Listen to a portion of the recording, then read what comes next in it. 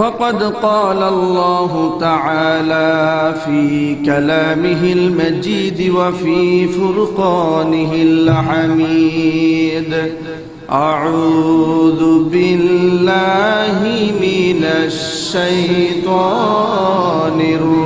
الرجيم بسم الله الرحمن الرحيم إن الله وملائكته يصلون على النبي يا أيها الذين آمنوا صلوا عليه وسلموا تسليما সকলে প্রাণ খুলে দু জাহানের বাদশা সরওয়ারে কায়নাত ইমামুল মুরসালিন রাহমাতুল লিল আলামিন খাতামুল আম্বিয়া নবিয়ুনা মুহাম্মদুর রাসূলুল্লাহ সাল্লাল্লাহু আলাইহি ওয়াসাল্লামের প্রতি দরুদ ইব্রাহিম নামাজের মধ্যে যে দরুদ আমরা পাঠ করি পৃথিবীর সর্বশ্রেষ্ঠ মর্যাদাপূর্ণ দরুদ মুহাব্বতের সাথে সকলে পড়ি আল্লাহুম্মা সাল্লি আলা মুহাম্মাদিন ওয়া আলা আলি মুহাম্মাদ কামা সাল্লাইতা আলা ইব্রাহিম ওয়া আলা إنك حميد مجيد اللهم بارك على محمد وعلى آل محمد كما باركت على إبراهيم وعلى إنك حميد مجيد بلغ العلا كشف الدجى بجماله حسنت جميع خصاله درفشانی نے تیرے قطروں کو دریا کر دیا دل کو روشن کر دیا آنکھوں کو بینا کر دیا بلغ العلا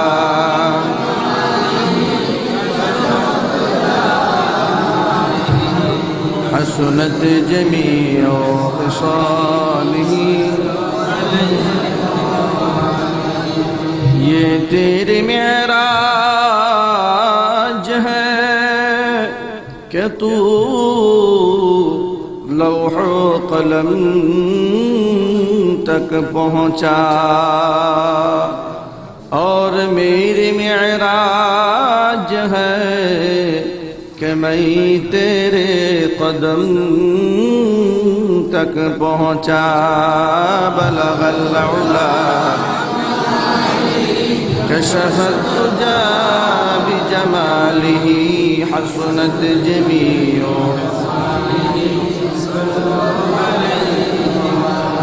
لا إله إلا الله لا إله إلا الله لا إله إلا الله لا إله إلا الله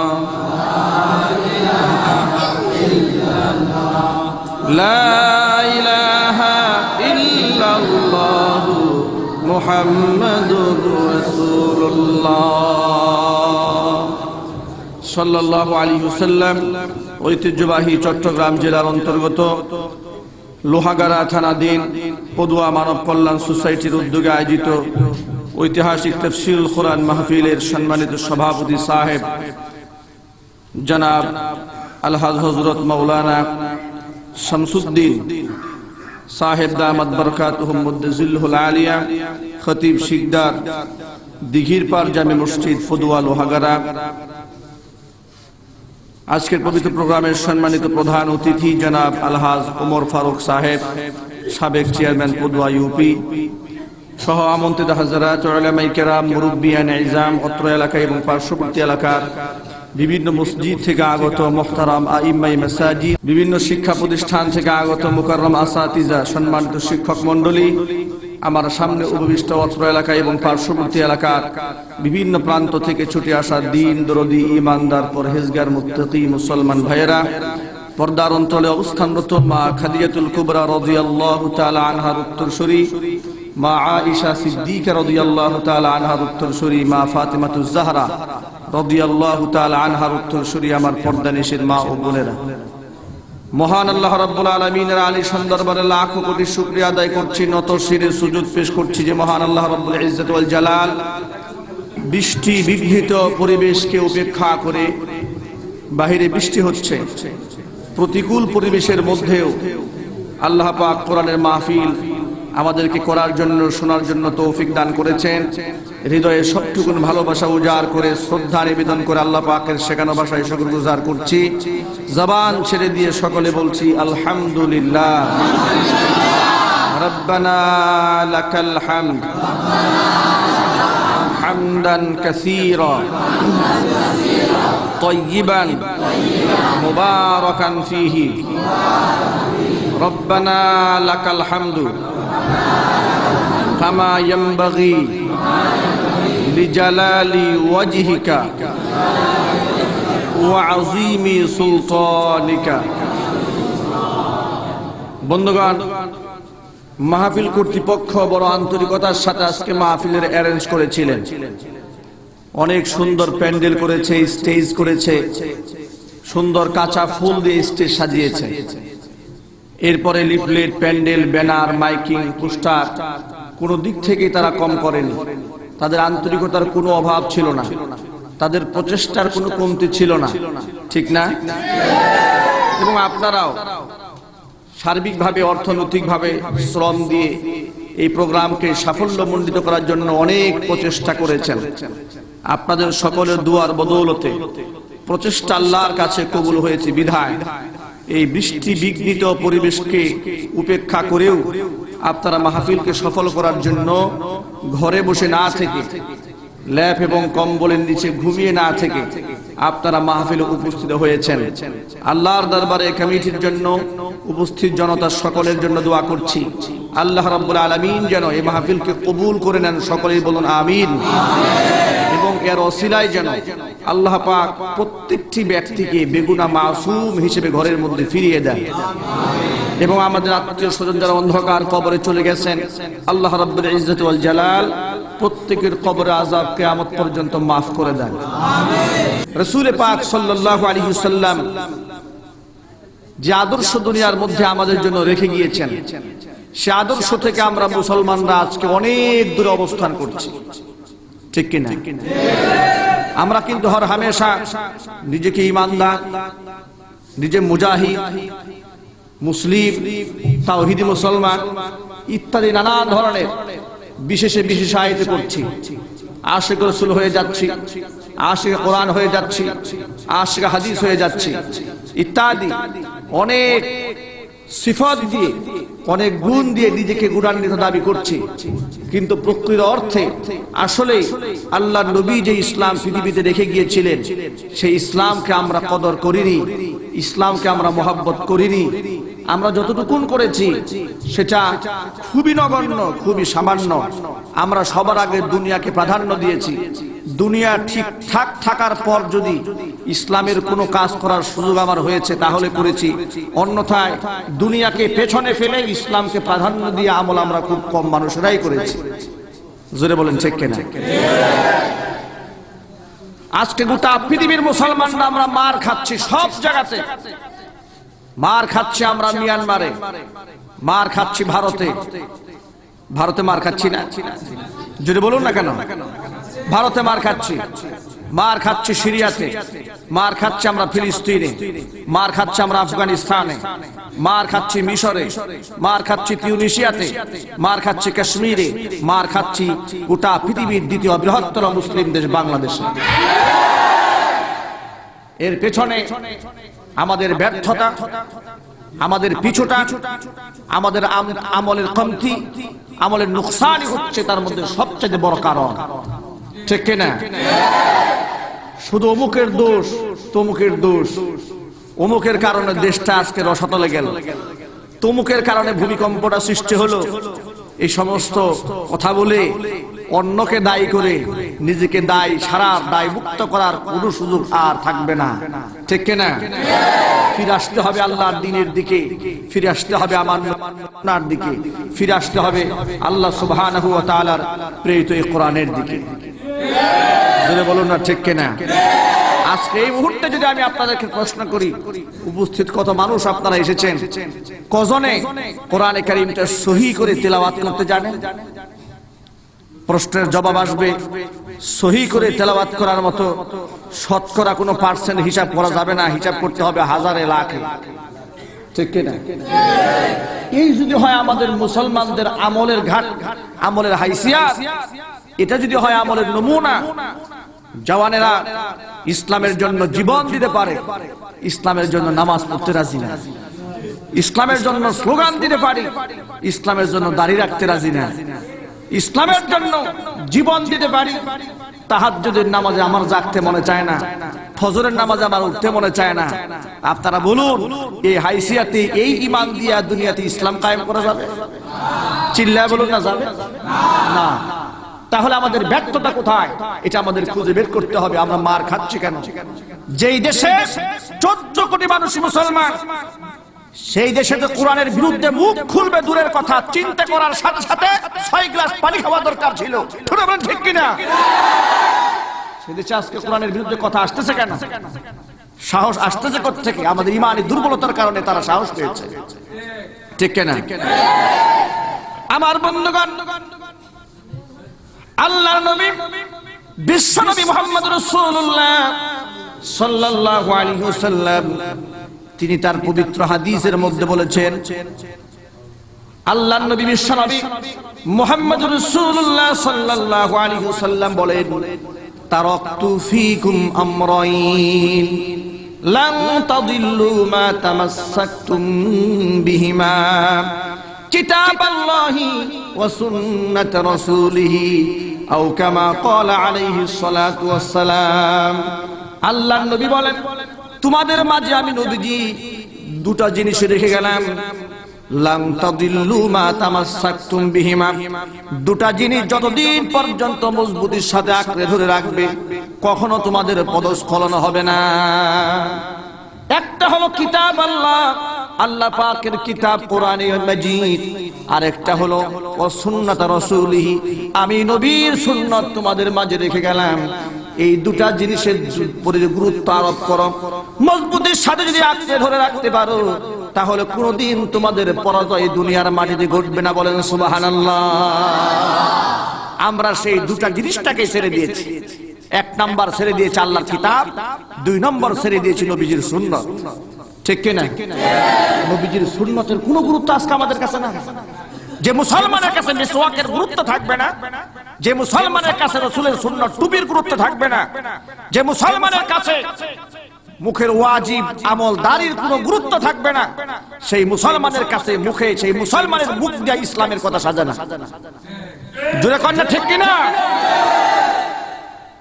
যে মুসলমান কোরআন কারীম তেলাওয়াত করতে জানলো না, কোরআন কারীম পড়তে জানলো না, ভালোবাসলো না, আমার নবী বলেছেন পরাজয়ের মাত্র 2টা কারণ। একটা কারণ হলো কোরআন শরীফ ছেড়ে দেওয়া, 2 নম্বর কারণ হলো আমি নবীর সুন্নাত ছেড়ে দেওয়া। আমরা সেই দুটা জিনিস ছেড়ে দিয়েছি, একটা ছেড়েছি কোরআন, 2 নম্বর ছেড়েছি আমার নবীজির আদর্শ। ও মুসলমান বন্ধুগণ আমার, মুসলমান তো সংখ্যা দিয়া অস্ত্রের বলে জিন্দেগিতে কোনোদিন বিজয় লাভ করে নাই। মুসলমানদের ইতিহাস পড়েন, কোরআন পড়েন, হাদিস পড়েন, ইতিহাস পড়ুন, ইতিহাসের কিতাবের মধ্যে দেখান একটা জিহাদও আপনি খুঁজে পাবেন না যেখানে অস্ত্রের বলে মুসলমানরা জয় লাভ করেছে।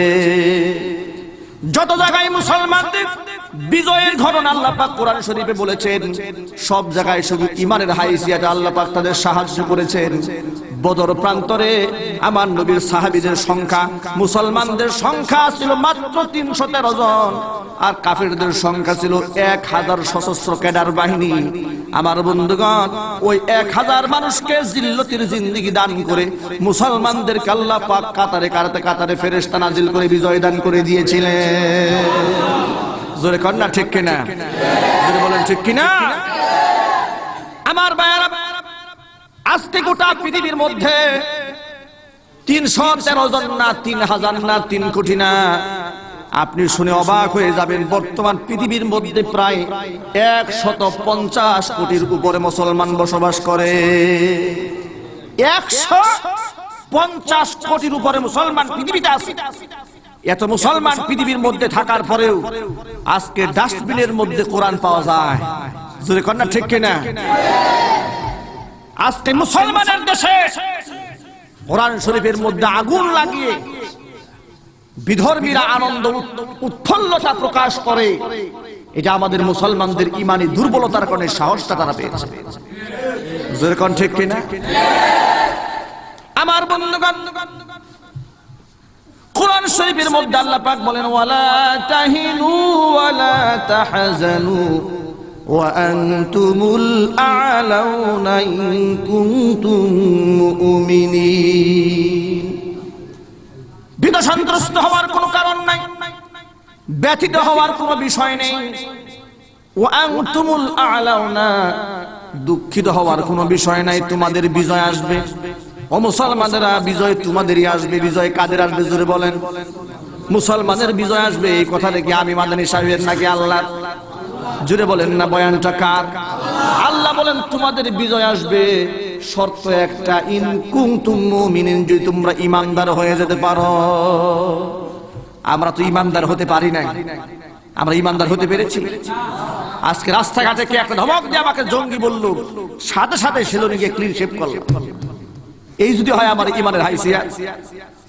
আমার মাথার মধ্যে পাগড়ি আর টুপি থাকার কারণে কে আমাকে রাজাকার বলে গালি দিল, আর সেই ভয়ে আমি রাসূলের আদর্শ ছেড়ে দিয়ে শার্ট প্যান্ট কুর্তায় পরে রাস্তা দিয়ে দৌড় দিলাম। এই যদি হয় আমার ঈমানের হালাত। কে আমাকে মৌলবাদী বলে গালি দিল। এই জন্য আমার সন্তানদেরকে আমি মাদ্রাসায় দিলাম না, আমার সন্তানকে কোরআন শেখালাম না, হাদিস শেখালাম না। মাদ্রাসার মধ্যে জঙ্গি বানানো হয়। এরকম মুরতাদরা, একমাত্র কাফেররা ছাড়া মাদ্রাসার প্রতিষ্ঠানের ব্যাপারে এমন কথা কেউ বলতে পারবে না। আজকে তাদের কথা শুনে আপনি আপনার সন্তানকে মাদ্রাসা থেকে বের করে নিয়ে এসেছেন। এই যদি হয় আপনার ঈমানের হাইসিয়াত। আমার বন্ধুগণ, মুসলমান হিসেবে আমাকে মনে রাখতে হবে, এই কোরআন কারীম আল্লাহ রাব্বুল আলামিন যার উপর নাযিল করেছেন, তিনি তো দুনিয়ার সাধারণ মানুষ না, গোটা পৃথিবীর শ্রেষ্ঠ মানুষ শুধু নন, যারা স্পেশাল কোয়ালিটির মানুষ, সর্বশ্রেষ্ঠ মানুষ যারা বেগুনা মাসুম নবীরা, আম্বিয়া আলাইহিমুস সালাতু ওয়াস সালাম, তাদের মধ্যে সর্বশ্রেষ্ঠ যিনি মুহাম্মদ রাসূলুল্লাহ সাল্লাল্লাহু আলাইহি ওয়াসাল্লাম, তার উপর আল্লাহ পাক কোরআন নাযিল করে দিয়েছেন। কোরআন নাযিল করে আমার নবীজির ভাগ্যকে আল্লাহ খারাপ করে দিয়েছিলেন? জবাব দেন না কেন? কোরআন হুজুর পাওয়ার কারণে আমার নবীজির ভাগ্য খারাপ হয়েছে? কোরআনে কারীম আল্লাহ পাক নিজে বলেছেন, আল্লাহর ভাষায় শুনুন। আল্লাহ পাক বলেন, তাহা মা আনজালনা আলাইকাল কুরআনা লিতাশকা, মা আনজালনা আলাইকাল কুরআনা লিতাশকা। হে রাসূল, আপনার প্রতি কোরআন তো আমি এই জন্য দেই নাই যে আপনার কপাল পুড়ে যাবে, আপনি ভাগ্যহত হবে, আপনার কপাল খারাপ হবে, এই জন্য কোরআন দেই নাই। কোরআনটা কেন দিলাম? কোরআন আপনার প্রতি নাযিল করে দিলাম যে কোরআন পাহাড় পর্যন্ত বরদাস্ত করতে সাহস পায় নাই। আসমান কোরআনের ভার ওয়েট ভারিত্ব বরদাস্ত করতে সাহস পেল না, এই জমিন পর্যন্ত সাহস পেল না। সেই কোরআন আপনার প্রতি নাযিল করে দিলাম গোটা পৃথিবীর সকল নবী রাসূলদের ইমাম আপনাকে বানায় দেওয়ার জন্য। বলেন সুবহানাল্লাহ। আজ যদি মুসলমান এই কোরআন কি জঙ্গিবাদের বই বানায় দিল, আজকে বর্তমান সমাজে মুসলমানের ঘরে জন্ম হওয়ার পরে অনেক মুসলমান আছে কোরআনটাকে তালেবান আর জঙ্গিবাদের বই বানাইছে। জোরে কর না ঠিক কিনা? দাড়ি আর টুপিকে মৌলবাদীর আলামত বানিয়েছে, সন্ত্রাসবাদের আলামত বানিয়েছে। টেলিভিশনের মাধ্যমে, পত্রপত্রিকার মাধ্যমে, ইন্টারনেটের মাধ্যমে এই লেবাস, এই পোশাক, এই আদর্শ, এই আখলাক, এই চরিত্রকে কলুষিত করার জন্য বেঈমানদের মাধ্যমে কত প্রচেষ্টাই না করা হলো। ও মুসলমান বন্ধুগণ, আপনারা জবাব দিয়ে বলেন তো, যে ব্যক্তি সত্যিকার অর্থে আল্লাহর কোরআনকে দিলের মধ্যে ধারণ করেছে, ওই ব্যক্তি কোনোদিন সন্ত্রাস হতে পারে, চাঁদাবাজ হতে পারে, মাস্তান হতে পারে, খুনি হতে পারে, ডাকাত হতে পারে, নারী ধর্ষণকারী হতে পারে, মানবতা বিরোধী অপরাধী হতে পারে। আল্লাহর কসম, যেই মানুষের দিলে এই কোরআন আল্লাহ একবার ঢুকে যাবে, এটা আমার বানানো হাদিস না, যাকে আল্লাহ পাক দ্বীন শিখার তৌফিক দান করেন, যাকে আল্লাহ পাক আলেম বানান, সেই ব্যাপারে মুআবিয়া রাদিয়াল্লাহু তাআলা আনহুর একটা হাদিস পাওয়া যায়, বুখারীতে এসেছে। আন মুআবিয়া রাদিয়াল্লাহু তাআলা আনহু আন্নাহু ক্বালা রাসূলুল্লাহ সাল্লাল্লাহু আলাইহি ওয়াসাল্লাম মান আরাদাল্লাহু বিহি খায়রান ইউফাক্কিহু ফিদ্দীন। আল্লাহ পাক যার কল্যাণ চান, তাকে আল্লাহ পাক দ্বীনের ইলম দান করেন। সুবহানাল্লাহ বলতে ইচ্ছে করলো না? আল্লাহ যাকে মোহাব্বত করেন, যাকে ভালোবাসে, যার কল্যাণ আল্লাহ চান, তাকে আল্লাহ দ্বীনের ইলম দান করেন। সুবহানাল্লাহ। তাহলে সমাজের আলেমরা, সমাজের হাফেজ কোরআনগণ, এই সমাজের উলামায়ে কেরাম ওয়ারাসাতুল আম্বিয়া, নবীর ওয়ারিস, নিঃসন্দেহে উলামায়ে কেরাম হচ্ছে আল্লাহ পাকের মোহাব্বতের পাত্র। ঠিক কি না? আল্লাহর মোহাব্বতের পাত্র যদি উলামায়ে কেরাম নাই হতেন, এই হাদিস অনুযায়ী তাদেরকে আল্লাহ পাক এই কোরআনের জ্ঞান দান করতেন না। যেহেতু তাদেরকে আল্লাহ কোরআনের জ্ঞান দান করেছেন, হাদিসের জ্ঞান যেহেতু আল্লাহ পাক তাদেরকে দান করেছেন, নিঃসন্দেহে তারা হচ্ছে সমাজের শ্রেষ্ঠ মানুষ, আল্লাহ পাকের সবচেয়ে মাহবুব এবং পেয়ারা বান্দা, নিঃসন্দেহে, কোনো সন্দেহ নাই। কিন্তু আজকে সমাজের কিছু কপাল পোড়া মুসলমানের ঘরে জন্ম হওয়ার পরে একমাত্র দুনিয়ার স্বার্থে, রাজনৈতিক স্বার্থে কত কাফের বেঈমানদেরকে বন্ধু বানাতে পারলো, এই সমস্ত আলেমদেরকে দুশমন বানায়া নিল। জোরে কন্যা ঠিক কিনা? আমার আলেমরা হচ্ছে আল্লাহর ওলি, এই সমস্ত আল্লাহর ওলিদেরকে দুশমন বানায় দিল। কিয়ামতের দিন তিন শ্রেণীর মানুষ আল্লাহর কাছে সুপারিশ করবে। হাদিস শরীফে এসেছে, ইয়াশফাউ ইয়াউমাল কিয়ামাতি সালাসাতুন, আল আম্বিয়া সুম্মাল উলামা সুম্মাশ শুহাদা। আমার নবী বলেন, তিন শ্রেণীর মানুষ কিয়ামতের দিন বান্দা বান্দীদের জন্য আল্লাহর কাছে সুপারিশ করবে। এক নাম্বার হলো নবীগণ তার উম্মতের জন্য সুপারিশ করবে। সুম্মাল উলামা, উলামায়ে কেরাম তাদের অনুসারের জন্য সুপারিশ করবে। সুম্মাশ শুহাদা, দিন প্রতিষ্ঠার জন্য, দিন জমিনে বাস্তবায়ন হওয়ার জন্য, কায়েম হওয়ার জন্য যারা আল্লাহর দ্বীনের মহব্বতে, নবীর মহব্বতে যারা জীবন দিয়েছে, ওই সমস্ত শুহাদা তারা হাসরের মাঠে দুনিয়ার মানুষের জন্য সুপারিশ করবে। বলেন সুবহানাল্লাহ। তাহলে যে আলেমরা আমার জন্য সুপারিশ করবে, সে আলেমরা আমার দেখতে মনে চায় না। মুখে দাড়ি দেখলে গায়ে চুলকানি শুরু হয়ে যায়, মাথার মধ্যে পাগড়ি, দাড়ি দেখলে কিছু লোক আছে গায়ের মধ্যে অ্যালার্জি সৃষ্টি হয়। জোরে কর না ঠিক কিনা? এরকম লোক সমাজে আছে না নাই? চিল্লাবেন, আছে না নাই? তারা কি মুশরিকের ঘরে জন্ম না মুসলমানের ঘরে জন্ম? মুসলমানের ঘরে জন্ম হওয়ার পরে কোরআনকে যারা ভালোবাসতে পারলো না, রাসূলুল্লাহকে মহব্বত করতে পারলো না, আমার নবীর ওয়ারিস উলামায়ে কেরামদেরকে যারা ভালোবাসলো না, তাদেরকে সম্মান করতে পারলো না, বুঝতে হবে তারা আবু জেহেলের উত্তরসূরি ছাড়া কেউ নয়। আমার বন্ধুগণ, ও মুসলমান ভাইরা আমার, আপনাদের সকলকে আমি স্পষ্ট এই কথা বলতে চাই, আজকে সমাজের মধ্যে বিপর্যয় শুরু হয়েছে। সমাজের মধ্যে মারামারি, কাটাকাটি, হানাহানি, লুটেরা, ডাকাতি, মস্তানি, জেনা, বদমাশি, এমন কোন অপকর্ম নাই যা সমাজের মধ্যে চলতেছে না।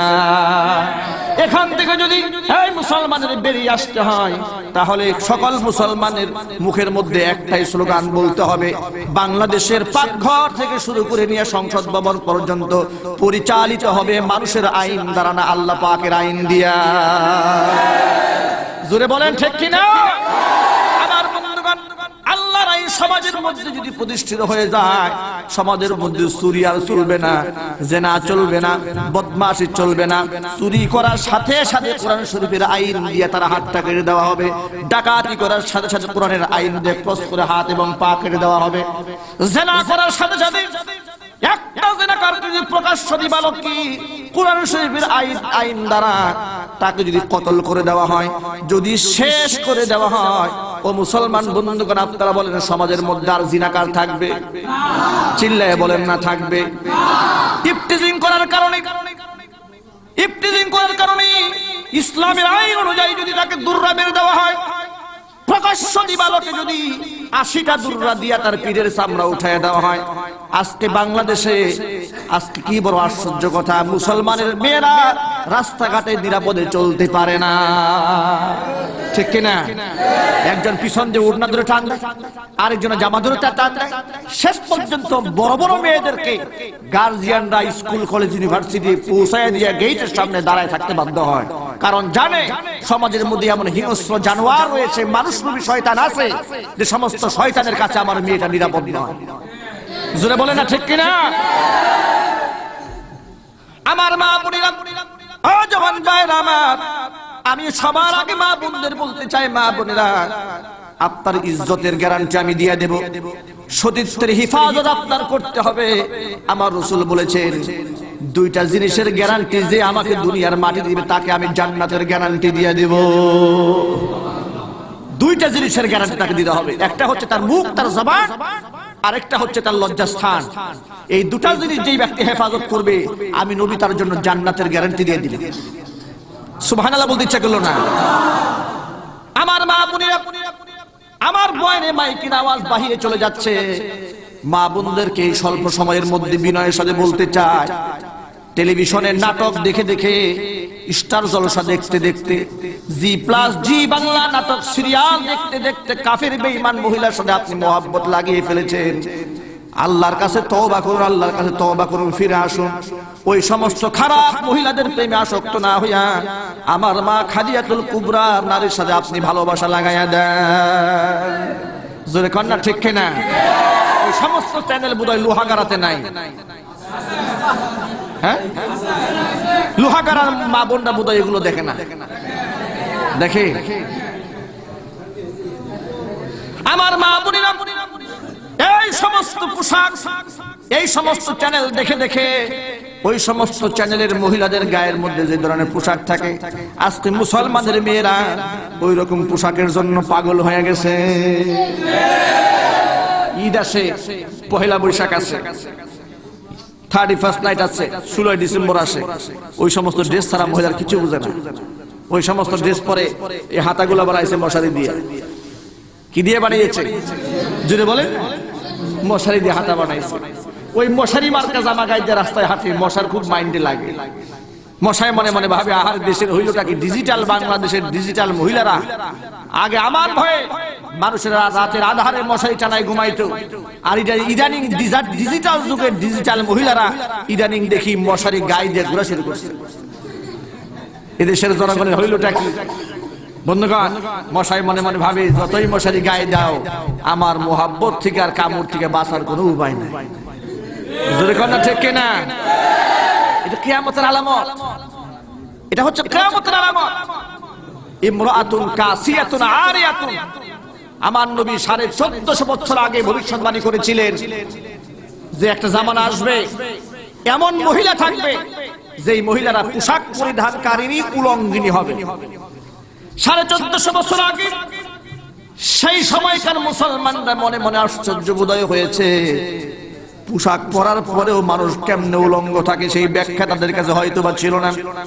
কিন্তু আজকে আপনাদের কাছে ব্যাখ্যা করার দরকার হবে না, এমন পোশাক বর্তমানে সৃষ্টি হয়ে গেছে যে পোশাক গায়ে দিয়ে থাকলে না গায়ে দেওয়ার সমান হয়ে যায়। আর এই সমস্ত কারণে যুবকদের চরিত্র নষ্ট হয়, ইফতিজিং এর শিকার হচ্ছে মহিলারা। অপরাধ করলো নারী, আর ইফতিজিং এর অপরাধে পিটানি খায় যুবকেরা। জোরে কোন ঠিক কিনা? এটা কি ইনসাফ হলো? আমার ভাইরা জবাব দেন না, এটা ইনসাফ হলো? অপরাধ করলো মহিলারা, মার খাচ্ছে পুরুষেরা। ঠিক কিনা?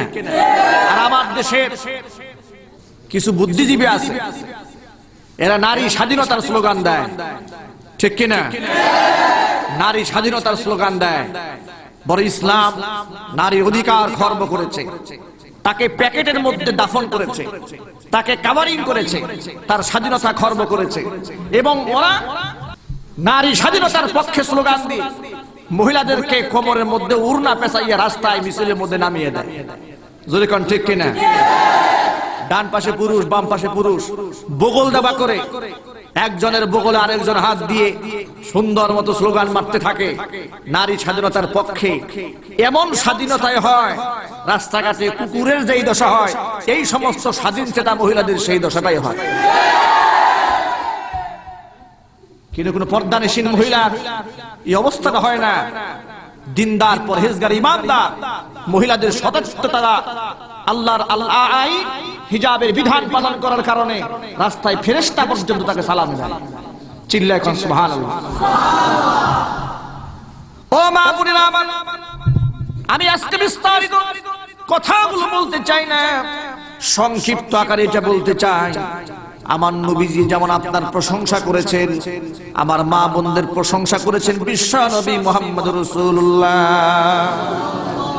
নবীজি বলেন, আদ-দুনিয়া কুল্লুহা মাতাউন ওয়া খায়রু মাতা'id দুনিয়া আল মারআতুস সালিহা। এই দুনিয়ার ভিতরে যত ধরনের আসবাবপত্র দেখা যায় সব হচ্ছে দুনিয়ার সামগ্রী।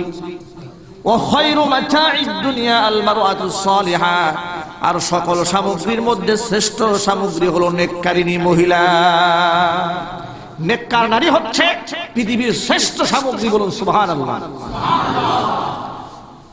নারীরা তারা হচ্ছে মায়ের জাত, উম্মুন, মা। মা, এই উম্মুন শব্দের একটি অর্থ হচ্ছে ফাউন্ডেশন। উম্মুন মানে হচ্ছে মূল, উম্মুন মানে হচ্ছে ভিত্তি, উম্মুন মানে হচ্ছে ফাউন্ডার, উম্মুন মানে হচ্ছে যে এটা একটা ক্যাটালগ, এটা হচ্ছে একটা ফরমান, মানব তৈরির কারখানা। এই উম্মুন মা, ফরমা যদি ভালো হয়, মেশিন যদি ভালো হয়, সেখানকার প্রোডাকশনটা ভালো হয়, ঠিক কিনা? আর মেশিন যদি খারাপ হয়, প্রোডাকশন কি হবে? স্বাভাবিক খারাপ হবে। এই জন্য দেখা যায় যেই সমস্ত নারীরা সন্তান গর্ভে আসার পরে কোরআন কারীম বেশি বেশি তেলাওয়াত করেন, তাহাজ্জুদের নামাজ পড়েন, 5 ওয়াক্ত নামাজ পড়েন, সতীত্বের হিফাজত করে চলেন, ওই সমস্ত নারীদের গর্ভে যে সন্তান দুনিয়াতে জন্ম হয়, যে সমস্ত সন্তানরা এমন মায়ের গর্ভ থেকে দুনিয়াতে আসে, শাহজালাল ইয়ামানির মতো আল্লাহর ওলি হয়ে যায়, ঠিক কিনা? আর যেই সমস্ত মহিলারা পহেলা বৈশাখে মাথার মধ্যে গোলাপ ফুল লাগাইতো, এমন মহিলা বোধহয় লোহাগাড়া জীবনেও নাই। আছে না নাই? পহেলা বৈশাখে পায়ের মধ্যে আলতা লাগাইছে, গায়ের মধ্যে ঢুল তবলাওয়ালা জামা পরছে, শাড়ি পরছে, মাথার মধ্যে কিছু কাঁচা কাঁচা ফুল লাগিয়েছে, ফুল লাগিয়ে রাস্তা রাস্তায় টহল দেয় আর বলে আমি বাঙালি হয়ে গেছি, পহেলা বৈশাখে বাঙালি হয়েছে। আরে কপাল পুরা।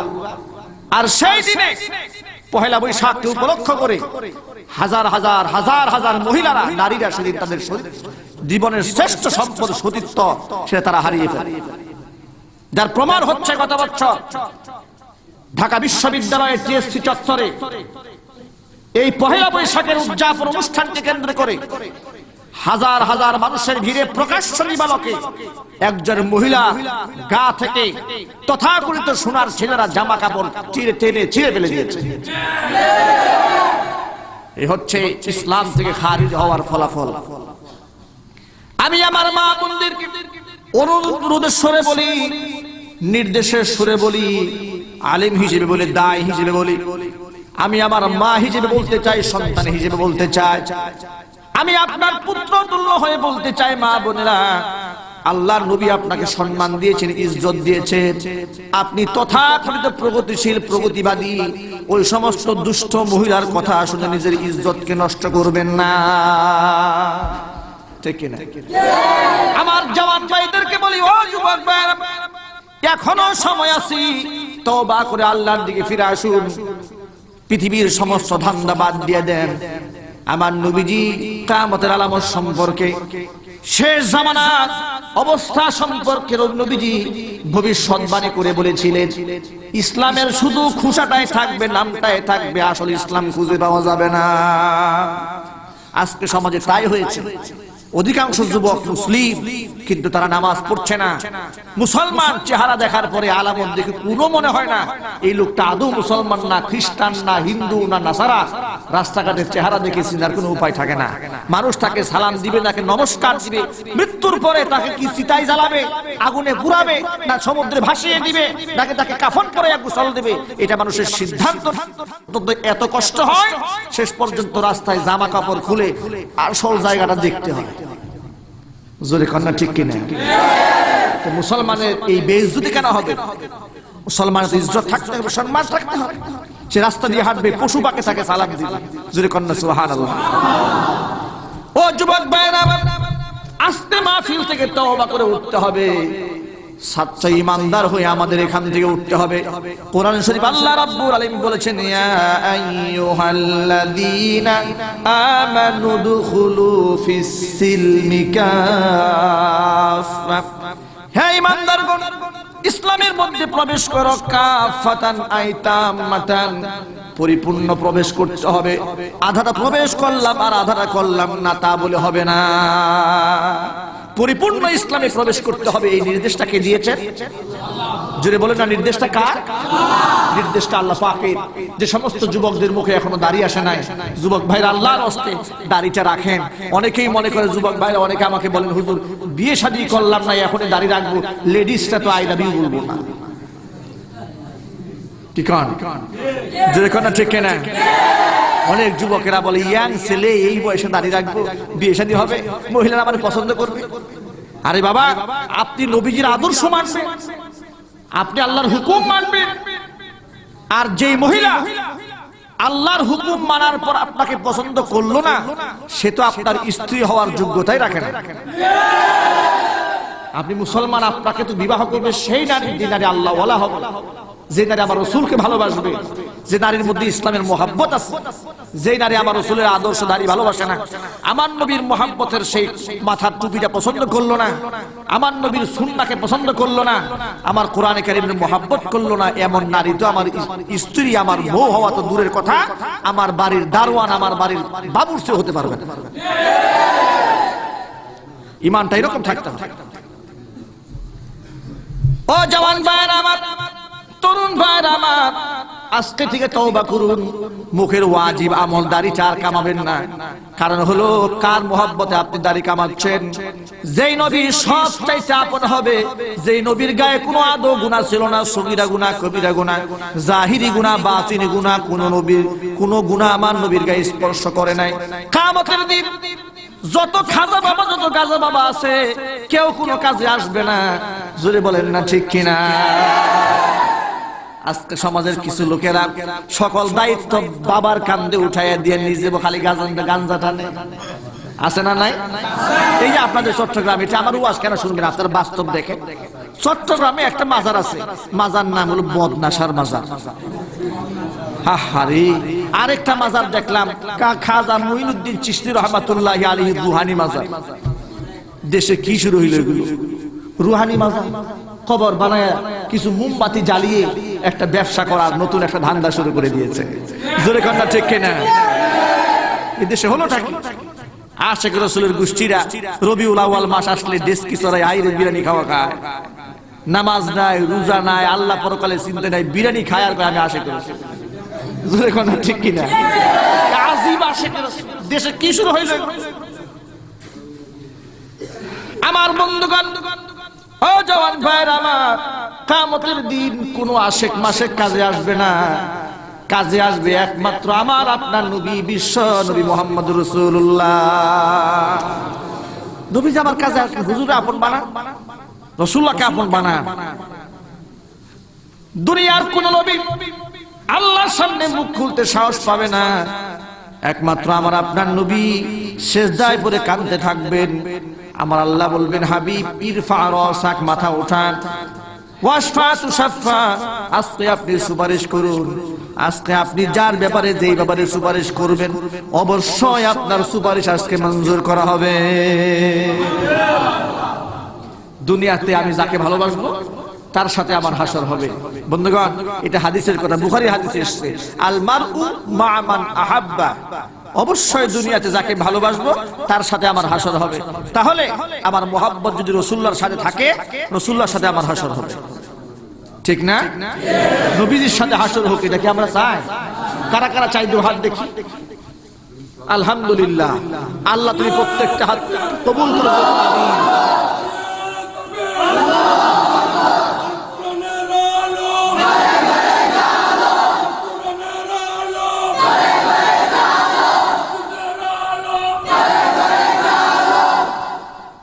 আমার বন্ধুগণ, নবীর সাথে যদি আমার হাসর হোক, এটা আমি চাই। আমার নবীর প্রত্যেকটা আমলকে আমাকে আদর্শ বানিয়ে নিতে হবে, ঈমানটাকে বড় মজবুত করতে হবে, ঠিক কিনা জোরে বলুন। আমার নবীর ভালোবাসা আমার দিলে এমন জায়গায় জায়গা দিতে হবে, আমার জীবনের চাইতে নবীর মোহাব্বত বেশি বানাতে হবে। স্বার্থান্বেষী মহল হলে চলবে না, সুবিধাবাদী জিন্দাবাদ হলে চলবে না।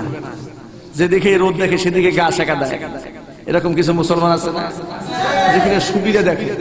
বিরিয়ানির প্যাকেট থাকলে সেই ওয়াজের উপায় বেশি, ঠিক কিনা?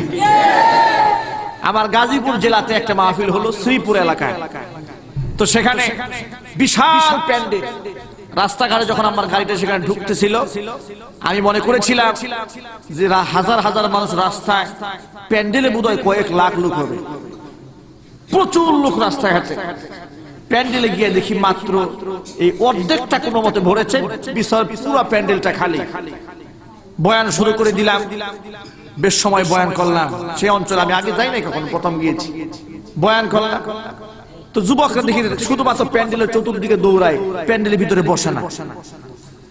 অনেক সময় বয়ান করার পর যখন মোনাজাত দেব, তো সভাপতি সাহেব আমার কানে কানে আওয়াজ দিয়ে বলেন, হুজুর একটা এলান দিয়ে দেন। কি এলান? মুনাজাতের পরপরই বিরিয়ানি দেওয়া হবে। এলান যখন দেওয়া হলো, এতক্ষণ তো প্যান্ডেল পুরো খালি, কিছুক্ষণ পরে মুনাজাতটা করতে না করতে পুরো প্যান্ডেল ফুল। তখন আমি বুঝলাম এই যে বাহিরে লোকজন দৌড়াচ্ছিল, প্যান্ডেলে ঢুকতেছিল না, এটা কোন মহব্বতে? এটা তো আশিক রাসূল না, সব হলো আশিক বিরিয়ানি। জোরে কন্যা ঠিক না? সব আশিকি তেহারি, আশিকি জিলাপি। তো একজন আলেম খুব চালাক, বাড়ি তার কুমিল্লা, উনি এক মাহফিলে যাওয়ার পরে গিয়া দেখে প্যান্ডেলে কোনো লোকই নাই, পুরো খালি, মাইকম্যান আর সভাপতি সব বসা। তো বললেন যে আচ্ছা এই লোক কোথায়?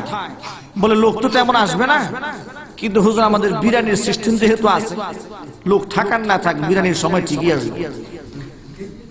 তো ইমাম সাহেব, বক্তা সাহেব খুব চালাক, বক্তৃতার শুরুতেই বয়ান না করে বলতেছে, সভাপতি সাহেব ছেলেদেরকে ডাক দিয়ে বিরিয়ানির প্যাকেটটা সামনের কাতার থেকে দেওয়া শুরু করে। সামনের কাতারে লোক নাই একজন। পাবলিক যখন মাইকের আওয়াজে বাহির থেকে শুনলো সামনের কাতার থেকে বিরিয়ানি দেওয়া শুরু হয়ে গেছে, ঘরের বউ তার স্বামীকে ধাক্কা দিয়ে উঠায় বলতে, তুমি এখনো শোয়া, বিরিয়ানি সব শেষ হইল।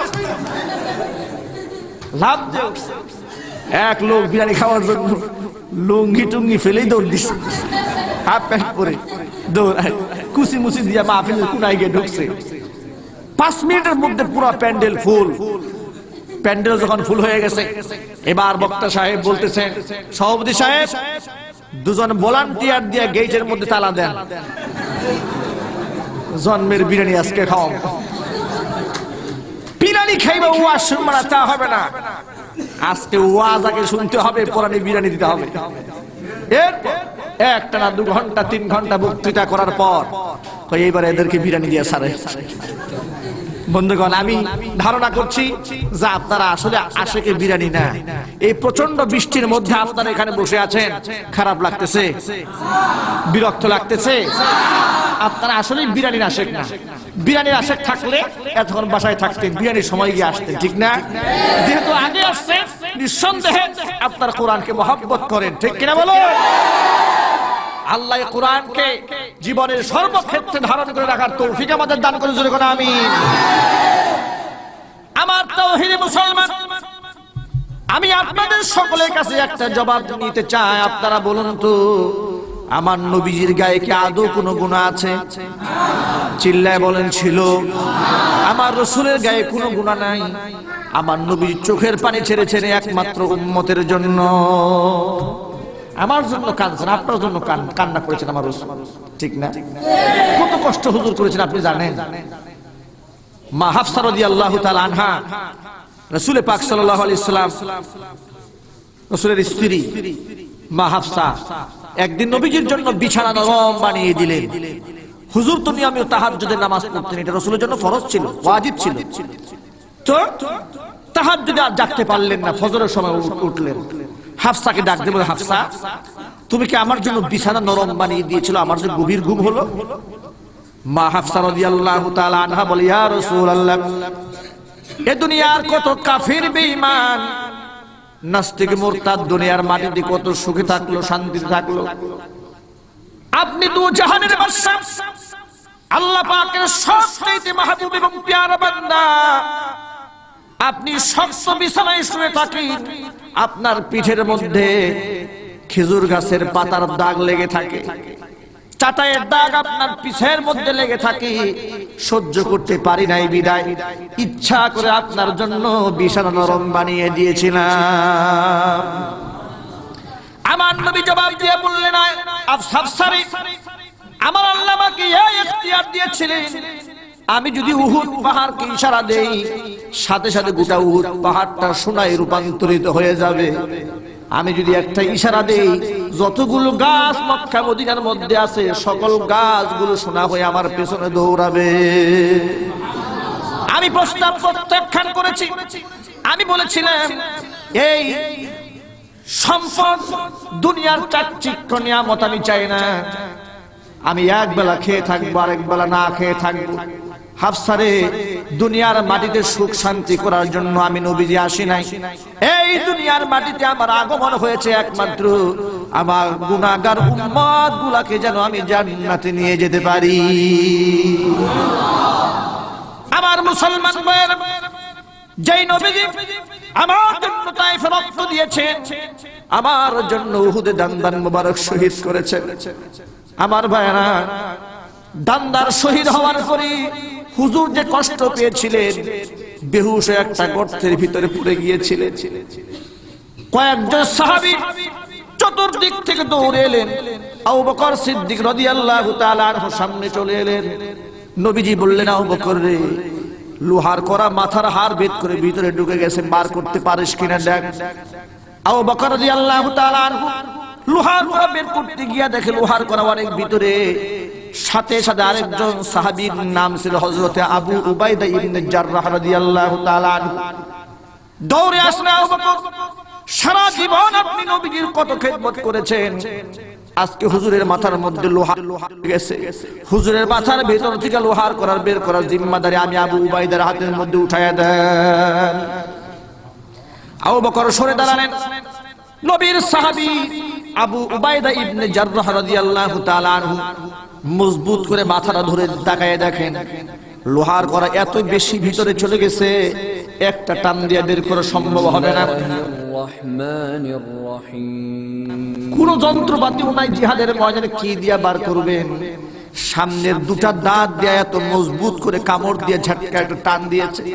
হাদিস শরীফে একটা লোহার করা চট করে বের হয়ে আসছে ঠিকই, আবু উবাইদা ইবনে জাররাহ রাদিয়াল্লাহু তাআলা আনহুর সামনের দুটি কাঁচা দাঁত ভেঙে পড়ে যায়, গোটা মুখটা লাল হয়ে যায়, বুকটা রক্ত দিয়ে ভিজে যায়, মুখের মধ্যে হাত দিয়ে নবীজির চোখের সামনে থেকে সরে যায়।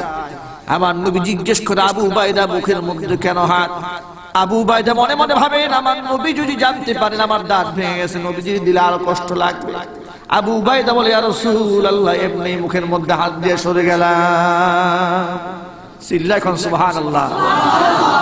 এখানেই শেষ না, কয়েকজন সাহাবীর কাঁধের উপর ভর দিয়া আমার নবীজি উহুদ পাহাড়ের একটা প্রান্ত সীমানায় গিয়ে যখন দাঁড়িয়েছে, নবীর সাহাবী হযরত আবু তালহা রাদিয়াল্লাহু তাআলা আনহু আমার নবীর ডাক দিয়ে বলে, ইয়া রাসূলুল্লাহ, কাফের বেঈমানগুলো আপনার গায়ের জামাটা চিহ্নিত করে ফেলেছে, আপনার গায়ের জামাটা খুলেন, আপনি আমার জামাটা গায়ে দেন, আমাকে মানুষ মুহাম্মদ মনে করে টুকরা টুকরা করে ফেলুক, আমার মনের মধ্যে কোনো দুঃখ থাকবে না, আমার হৃদয়ের মধ্যে এটাই সান্ত্বনা থাকবে, আমার জীবনের বিনিময়ে আল্লাহর নবী বেঁচে গেছেন। আমার বন্ধুগণ, আবু উবাইদা ইবনে জাররাহ রাদিয়াল্লাহু তাআলা আনহু পাহাড়ে দাঁড়িয়েছে, আবু তালহার সাথে নবীজি জামা বদল করে নিলেন। আবু তালহা তাতেও শান্ত হন না। আবু তালহা বলে, ইয়া রাসূলুল্লাহ, ইয়া হাবিবাল্লাহ, যেখানে আপনি দাঁড়িয়ে আছেন জায়গাটা মোটেও নিরাপদ না, আপনি আরেকটু উপরের দিকে চলে যান। আমার নবী বলেন, আবু তালহা, উপরের দিকে আমি কেমনে যাব? গায়ের রক্ত ঝরতে ঝরতে শরীরটা এত দুর্বল হয়ে গেছে, উপরে যাওয়ার মতো কোনো শক্তি আমি নবীজির গায়ে নাই, উপরে যাওয়ার মতো কোনো ব্যবস্থাও নাই। হযরত আবু তালহা বলে, ইয়া রাসূলুল্লাহ, ইয়া হাবিবাল্লাহ, এই পাহাড়ি অঞ্চলে আপনার জন্য কি আর খেদমত করতে পারি? এই কথা বলে সাথে সাথে হযরত আবু তালহা তিনি শুয়ে গেলেন। বললেন, ইয়া নবীজি, আমি এই পাহাড়ি অঞ্চলে আপনার জন্য কিচ্ছু করতে পারলাম না, আমার পিঠটা আপনার পায়ের জন্য সিঁড়ি বানাই দিলাম, আমার পিঠের মধ্যে পাড়া দিয়ে আপনি উপরে চলে যান। নবীজি আবু তালহার পিঠের মধ্যে পাড়া দিয়া দুজন সাহাবীর কাঁধের উপর ভর দিয়া বড় কষ্ট করে উহুদ পাহাড়ে একটা সীমানায় গিয়ে দাঁড়িয়েছেন। পিঠে পাড়া দিয়ে উপরে যাওয়ার সময় আমার নবীজি একটা বাক্য তার পবিত্র জবান দিয়ে 3 বার উচ্চারণ করে বলেছেন, আবু তালহা, কদ ওয়াজাবাত, কদ ওয়াজাবাত, কদ ওয়াজাবাত। এর আবু তালহা ওয়াজিব হয়ে গেল, ওয়াজিব হয়ে গেল, ওয়াজিব হয়ে গেল। আজকে রক্তাক্ত অঙ্গনে আমি নবীজি কদমের জন্য যেই পিঠটারে সিঁড়ি বানাই দিলাম, ওই পিঠের জন্য জাহান্নামের আগুন হারাম হয়ে গিয়া আল্লাহ রাব্বুল আলামিনের জান্নাতটা ওয়াজিব হয়ে গেল। আমার নবী বলেন, লা ইউমিনু আহাদুকুম হাত্তা আকুনা আহাব্বা ইলাইহি মিন ওয়ালিদিহি ওয়া ওয়ালাদিহি ওয়ান নাসি আজমাইন। এত সহজে ইমানদার হওয়া যাবে না। মুসলিম শরীফের হাদিসের মধ্যে আল্লাহর নবী বলেন, ইমানদার ততক্ষণ পর্যন্ত হতে পারবে না তোমার স্ত্রী, তোমার সন্তান সন্ততি, তোমার ধন সম্পদ সবকিছু চাইতে আমি নবীর মুহাব্বত যতক্ষণ না তোমার দিলের মধ্যে প্রতিষ্ঠিত হবে, ততক্ষণ পর্যন্ত তোমাদের কেউ মুমিন হতে পারবে না। ও মুসলমান বন্ধুরা আমার, আমি সকল ভাইদেরকে আহ্বান জানাই, আমরা নিঃসন্দেহে ইমানদার হতে চাই, বেঈমান হয়ে কেউ মরতে চায় না। আমরা মুসলমান হয়ে মরতে চাই, কাফের হয়ে কেউ মরতে চায় না। জোরে বলেন না ঠিক কিনা? জোরে বলেন না ঠিক কিনা? আমার নবীর সাহাবীরা হুজুরের জন্য বুকটা পেতে দিয়েছেন। আবু তালহা উহুদের ময়দানে নবীর জন্য ঢাল হয়ে দাঁড়ায় গেলেন, পিঠটার নবীর পায়ের জন্য সিঁড়ি বানায় দিলেন। হযরত আবু উবাইদা ইবনে জাররাহ দান্দান শহীদ করে দিয়া নবীজির মাথার ভিতর থেকে লোহার করা বের করে নিয়ে আসলেন। আজ বাংলার মাটিতে 14 কোটি মুসলমানের দেশ বাংলাদেশ, এই বাংলাদেশে নবীর মুহাব্বতের প্রতীক আমরা হতে চাই। আমার নবীর সামান্য পরিমাণ বীজ যদি এই মাটিতে হবে, আমার গায়ে এক বিন্দু রক্ত থাকতে তা আমি বরদাস্ত করতে পারবো না।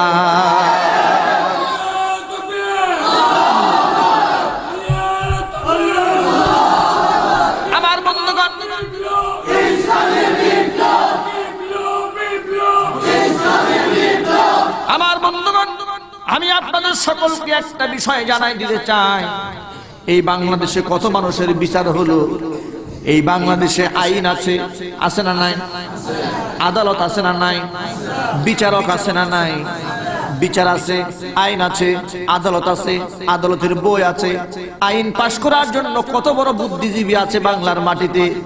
নিজের স্বার্থের জন্য, দেশের জন্য, রাস্তার জন্য আইন পাশ করতে পারে।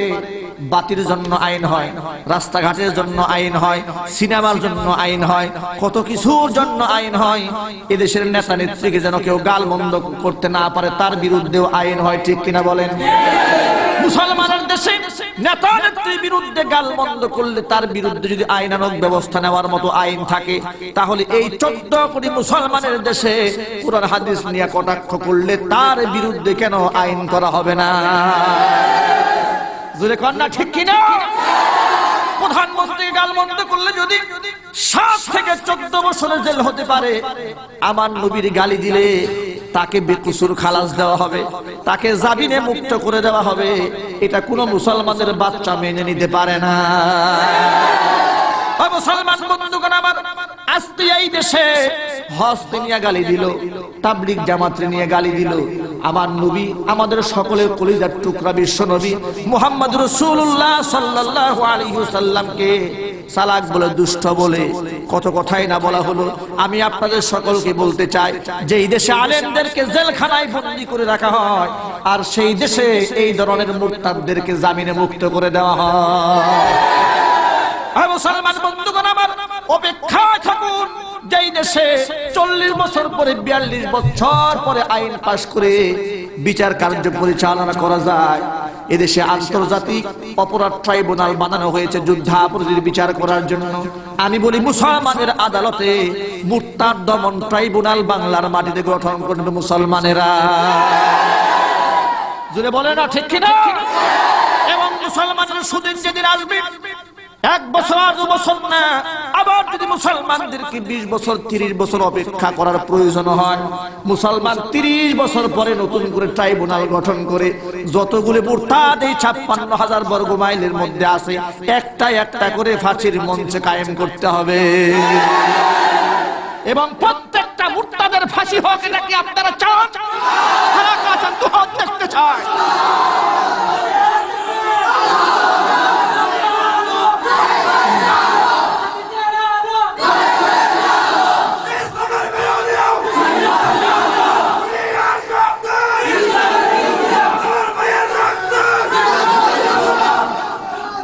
আমার বন্ধুগণ, ও মুসলমান জওয়ান ভাইরা আমার, আপনারা নিরাশ হবেন না। যে পরিমাণ রক্ত এই বাংলার মাটিতে দিনের জন্য, ইসলামের জন্য ব্যয় করা হয়েছে, অবশ্যই বাংলার মাটিতে একদিন ইসলামের পতাকা উড়বে। এদেশে ইসলামের পতাকা উড়বে না? উড়বে না? চিল্লাবে উড়বে না? উড়বে না? নিঃসন্দেহে উড়বে ইনশাআল্লাহ। জোরে বলুন ইনশাআল্লাহ। আবার বলুন ইনশাআল্লাহ। আমাদেরকে ঈমানকে মজবুত করতে হবে। আমাদের কোনো পিছু টান নাই। আমরা যদি তাওয়াক্কুল করতে পারি আল্লাহর উপর, কোরআনকে বক্ষে ধারণ করতে পারি, আমার নবীর সুন্নাহ মোতাবেক যদি আমল করতে পারি, তাহলে পৃথিবীর কোনো কাফের বেঈমানদের সামনে আমার মস্তককে নত করতে হবে না। এখন ঠিক কিনা? আমি মস্তক নত করব একমাত্র আল্লাহর সামনে, ঠিক কিনা? কার সামনে মাথা নত হবে? চিল্লায় বলুন না, কার সামনে? আমি আল্লাহর সামনে মাথা নত করব। গোটা জাতি, গোটা পৃথিবীর সকল অপশক্তি আমার পায়ের নিচে চুমা খাবে, ঠিক কিনা? ছোট্ট একটা ঘটনা আপনাদের সামনে আমি শোনাতে চাই। আপনারা বিরক্ত হচ্ছেন? কষ্ট লাগতেছে? ছোট্ট একটা ঘটনা ইতিহাসের পাতা থেকে শোনাতে চাই। ঈমান যদি মুসলমানদের দিলে টাটকা ঈমান থাকে, বাতিলের সামনে যদি ঈমানি স্লোগান দেওয়া যায়, বাতিলের কলিজা পর্যন্ত থরথর করে কেঁপে ওঠে। প্রমাণ শুনুন।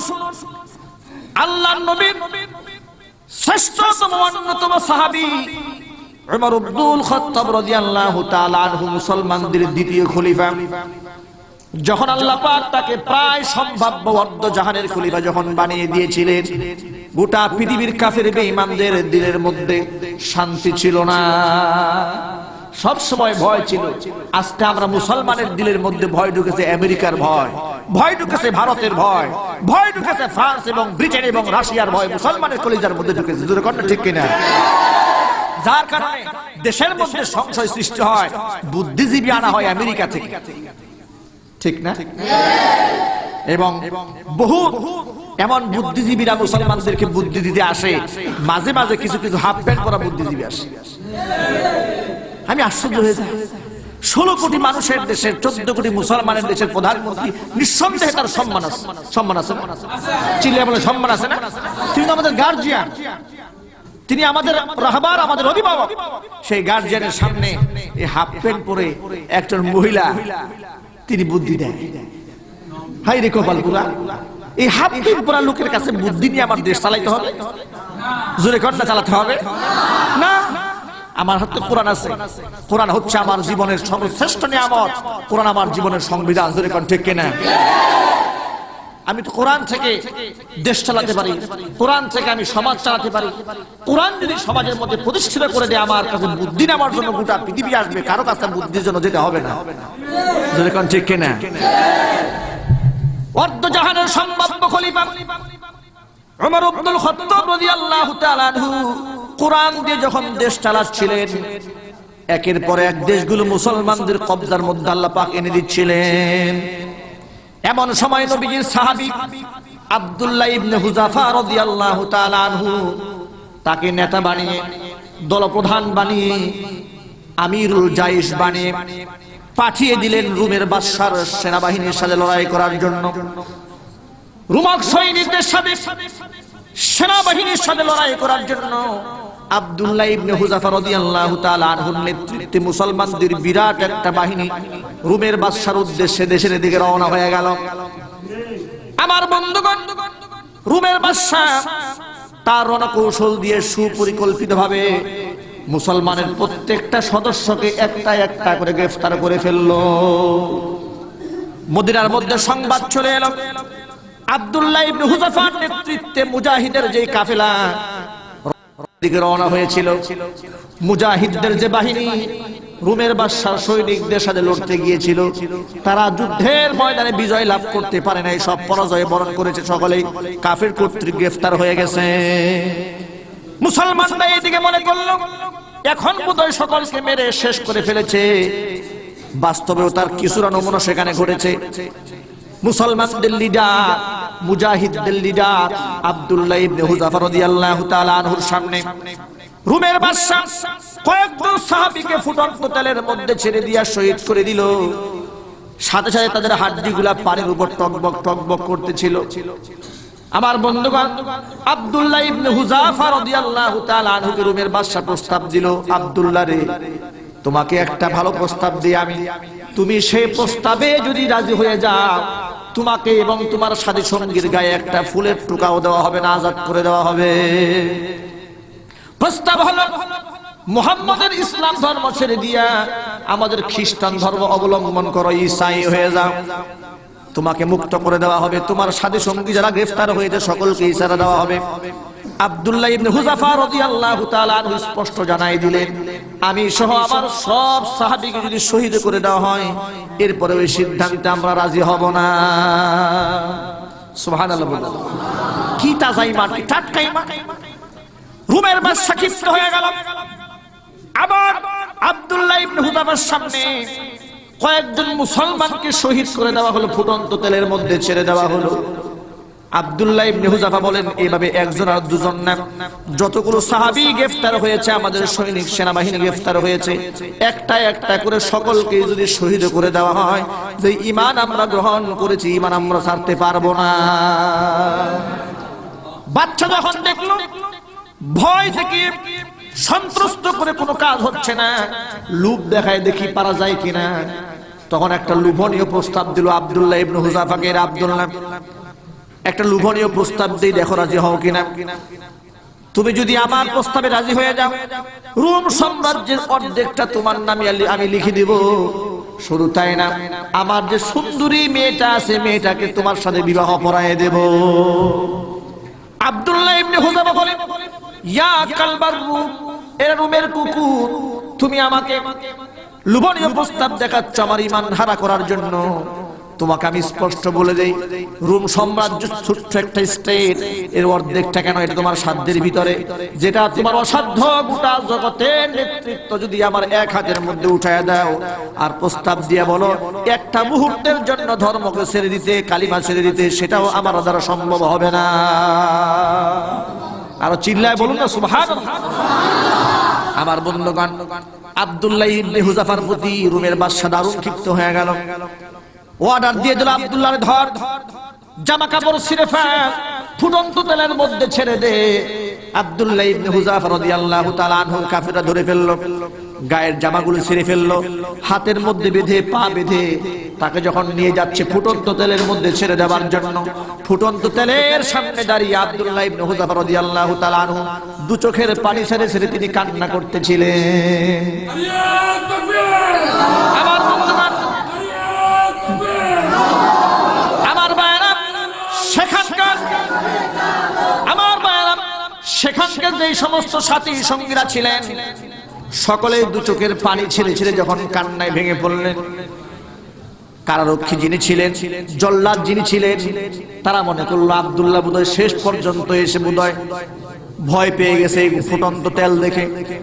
আব্দুল্লাহ বোধহয় এবার মহারাজের জাহাপনার ওয়ার্ডার বোধহয় মানবে, রোমের বাদশার হুকুমের সামনে বোধহয় মাথা আনত করবে। এখন বোধহয় ভয় লেগেছে। বাদশার কানে আওয়াজ দেওয়া হলো, জাহাপনা আব্দুল্লাহ ইবনে হুযাফা যাকে আপনি এত প্রস্তাব দিয়ে রাজি করাতে পারেন নাই, ফুটন্ত তেলের সামনে দাঁড়িয়ে দাঁড়িয়ে সেদিনে কান্না করতেছে। আমাদের তো মনে হয় এটাই সুবর্ণ সুযোগ, এই সময় বোধহয় আপনার প্রস্তাব তারা মেনে নিবে। রোমের বাদশা দারুণ খুশি হয়ে গেল। আব্দুল্লাহকে আমার সামনে আনা হোক। হাজির করা হলো। বলল, আব্দুল্লাহ এখন বোধহয় তুমি আমার প্রস্তাবে রাজি হয়ে যাবে। আব্দুল্লাহ ইবনে হুযাফা বলেন, এর কাফিরদের লিডার, তুই শুনে রাখ, আমার একটা জীবন কেন শত সহস্র জীবন গেলেও আমি কালিমা ছাড়বো না। রোমের বাদশা বলে, তাহলে তো চোখে পানি কেন? নিঃসন্দেহে তোর কি দিলের মধ্যে ভয় লেগেছে? বলে, বাদশা রে, আমার চোখের মধ্যে যেই পানি, এই পানিটা কোনো ভয়ের পানি না, দুঃখের পানি না, কষ্টের পানি না। এই চোখে যে পানি তুমি দেখতে পাচ্ছ, এটা হলো আফসোসের পানি। বাদশা বলে, কিসের আফসোস? আমার নবী বলেছেন, একজন মানুষ যদি শহীদ হয়ে যায়, শহীদ হওয়ার সাথে সাথে তার যে আত্মাটা, তার রূহটাকে একটা পাখির সুরত ধারণ করিয়ে জান্নাতের মধ্যে সাথে সাথে ছেড়ে দেওয়া হয়। বান্দা বারবার সেখান থেকে আসতে চায় দুনিয়াতে ফিরে। আল্লাহ তুমি আমার আরেকটা বার সুযোগ দাও, দুনিয়াতে চলে যায়। তুমি একবার শহীদ হওয়ার কারণে যেই মর্যাদা দান করেছো, আমি তোমার রাস্তায় 1000 বার শহীদ হতে চাই। এইভাবে শহীদ আত্মা আল্লাহর কাছে বারবার তামান্না করতে থাকে। আল্লাহ রাব্বুল আমিন সেই দোয়ার কোনদিন মঞ্জুর করবে না। ওই আত্মা কোনদিন আর দুনিয়াতে ফিরিয়ে দেওয়া হবে না। আমার নবীর সেই হাদিসটা মনে পড়ে আমার মনের মধ্যে আফসোস লাগতেছে। আজকে ইসলামের জন্য, দ্বীনের জন্য আমি আব্দুল্লাহর মতো সামান্য মানুষের একটা মাত্র রূহ দ্বীনের জন্য শহীদ হয়ে যাবে, আমার বড় আফসোস। আমি এই আফসোসে কাঁদতেছি। 1000 বার যদি আমার আল্লাহ আমার জীবনটা ফিরিয়ে দিতেন, তাহলে একটা জীবন কেন, ইসলামের জন্য 1000 জীবন আমি ফুটন্ত তেলের মধ্যে ছেড়ে দিতাম।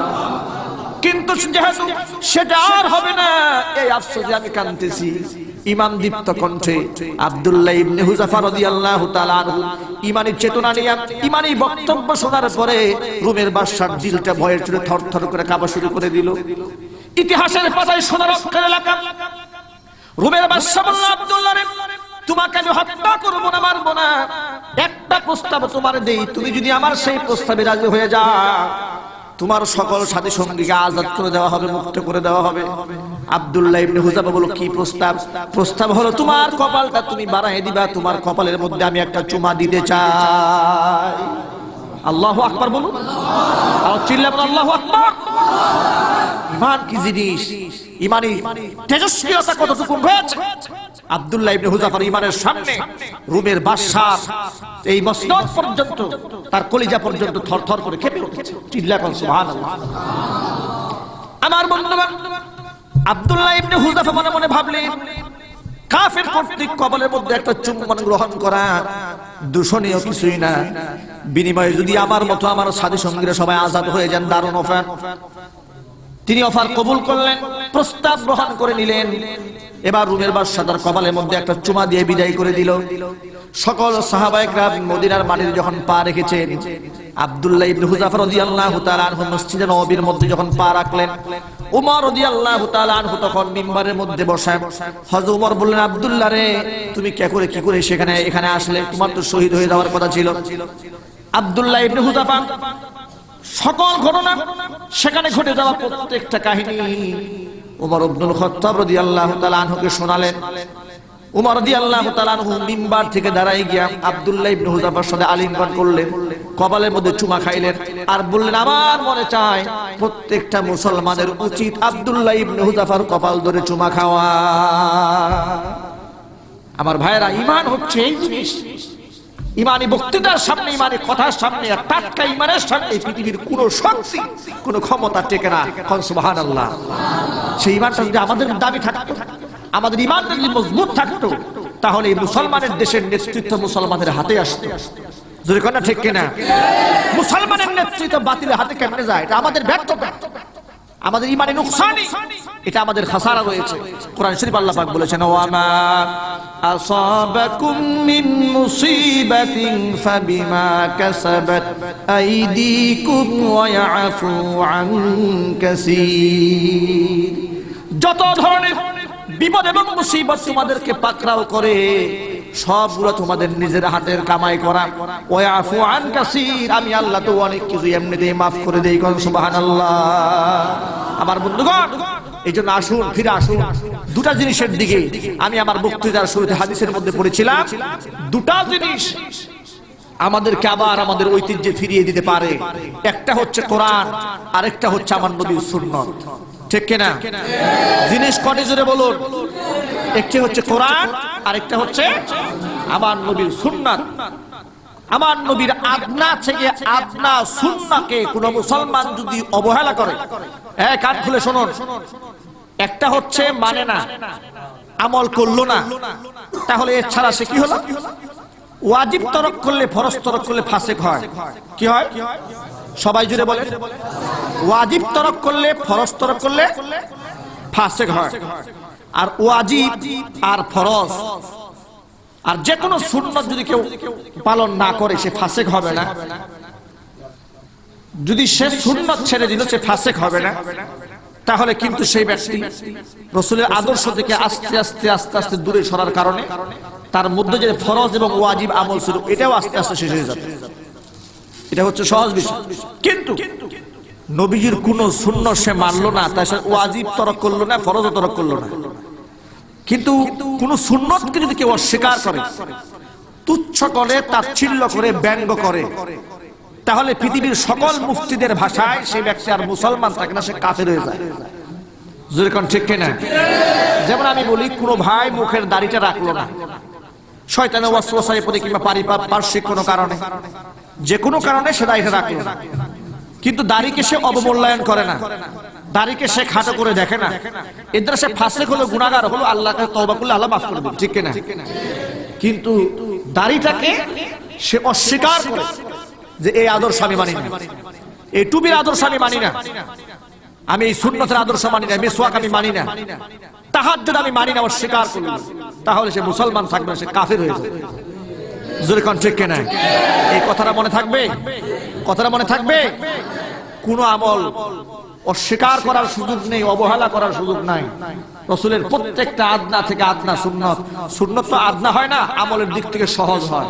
আদনা বলতে আমি সহজ বুঝিয়েছি, আমল ছোট্ট হোক, যত সহজ হোক না কেন, এটাকে দাম দেন, এটাকে মূল্যায়ন করুন, 5 ওয়াক্ত নামাজ পড়ুন, নবীর সুন্নাহ মোতাবেক আপনারা চলুন, নিয়মিত কোরআনে কারীমের তিলাওয়াত করুন। ইনশাআল্লাহ আমাদের বিজয় আল্লাহ পাক আমাদের হাতে ফিরিয়ে দিবে ইনশাআল্লাহ। সবাই বলুন ইনশাআল্লাহ। আমরা পারবো আল্লাহর কোরআনকে শিখতে, আমরা পারবো আল্লাহর কোরআনকে মানতে, আমরা পারবো 5 ওয়াক্ত নামাজ আদায় করতে, আমরা পারবো আমাদের মা বোনদের পর্দায় রাখতে। আল্লাহ পাক আমাদের তৌফিক দান করুন। সকলে জোরে বলুন আমিন। বন্ধুগণ, আমি কর্তৃপক্ষের প্রতি নারাজ না, আলহামদুলিল্লাহ। আমি শুধু তাদের আন্তরিকতা দেখেছি, তারা দারুণ চেষ্টা করেছে। আলহামদুলিল্লাহ বলুন, আলহামদুলিল্লাহ বলুন। দারুণ চেষ্টা, তাদের আদর আপ্যায়নের কোনো ত্রুটি নাই, তাদের প্রচেষ্টার কোনো কমতি নাই। দিল থেকে তাদের জন্য দোয়া করি, এবং তারা সব ধরনের মাহফিলকে সফল করার ব্যবস্থা তারা গ্রহণ করেছে। তারা একজন ভালো একটা মিডিয়া, আল হেরা ইসলামিক ক্যাসেট ভুবন থেকে তারা মিডিয়াকেও তারা এখান থেকে নিয়ে এসেছেন, অর্থাৎ মাহফিলকে সাকসেস করার জন্য, এটাকে বিশ্বময় ছড়িয়ে দেওয়ার জন্য সর্বত্র প্রচেষ্টা তারা করেছেন। আল্লাহ পাক আমার ভাইদেরকে কবুল করুন। আল্লাহ রাব্বুল আলামিন এলাকাবাসী প্রত্যেকটা মানুষকে আল্লাহ পাক মাফ করে দেন। দল মত নির্বিশেষে সকলে ভাই ভাই মিলে একাকার হয়ে নবীর সুন্নাহ মোতাবেক চলে আল্লাহর কোরআনকে ভালোবেসে মহব্বত করে সমাজে বসবাস করার তৌফিক আল্লাহ দান করুন। সকলে জোরে বলুন আমিন।